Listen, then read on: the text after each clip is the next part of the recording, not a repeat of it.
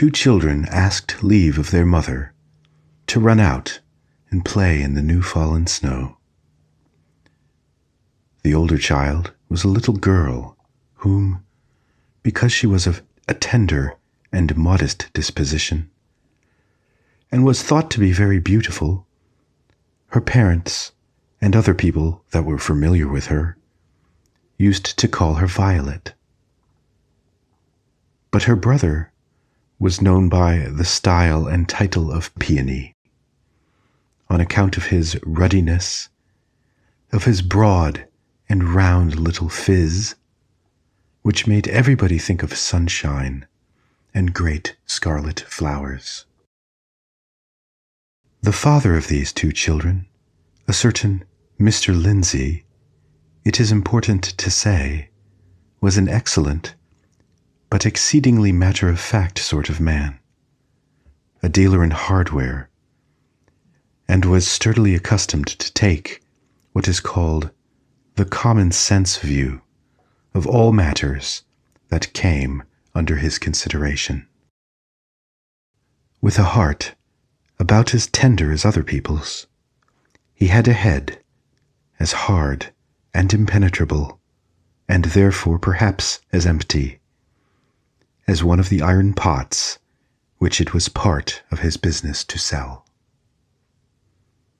The mother's character, on the other hand, had a strain of poetry in it, a trait of unworldly beauty, a delicate and dewy flower, as it were, that had survived out of her imaginative youth, and still kept itself alive amid the dusty realities of matrimony and motherhood. So Violet and Peony, as I began with saying, besought their mother to let them run out and play in the new snow, for, though it had looked so dreary and dismal, drifting downward out of the grey sky, it had a very cheerful aspect now that the sun was shining upon it. The children dwelt in a city, and had no wider play-place than a little garden before the house, divided by a white fence from the street, and with a pear tree or two, or 3 plum trees overshadowing it, and some rose bushes just in front of the parlor windows. The trees and shrubs, however, were now leafless, and their twigs were enveloped in the light snow, which thus made a kind of wintry foliage, with here and there a pendant icicle for fruit.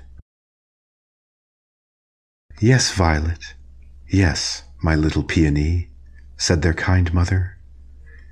"You may go out and play in the new snow." Accordingly, the good lady bundled up her darlings in woolen jackets and wadded sacks, and put comforters round their necks, and a pair of striped gaiters on each little pair of legs, and worsted mittens on their hands, and gave them a kiss apiece, by way of a spell to keep away Jack Frost. Forth sallied the two children, with a hop, skip, and jump, that carried them at once into the very heart of a huge snowdrift, whence Violet emerged like a snow bunting, while little Peony floundered out with his round face in full bloom. Then, what a merry time had they! To look at them, frolicking in the wintry garden, you would have thought that the dark and pitiless storm had been sent for no other purpose but to provide a new plaything for Violet and Peony, and that they themselves had been created, as the snowbirds were, to take delight only in the tempest and in the white mantle which is spread over the earth. At last, when they had frosted one another all over with handfuls of snow, Violet, after laughing heartily at little Peony's figure, was struck with a new thought.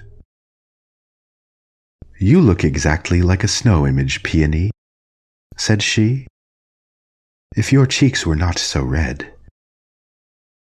And that puts me in mind. Let us make an image out of snow, an image of a little girl, and it shall be our sister, and shall run about and play with us all winter long. Won't it be nice?" "Oh, yes," cried Peony, as plainly as he could speak, for he was but a little boy. "That will be nice, and Mamma shall see it." "Yes," answered Violet, "Mamma shall see the new little girl.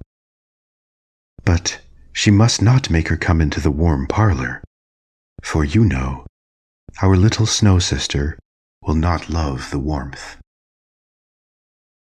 And forthwith, the children began this great business of making a snow image that should run about, while their mother, who was sitting at the window and overheard some of their talk, could not help smiling at the gravity with which they set about it.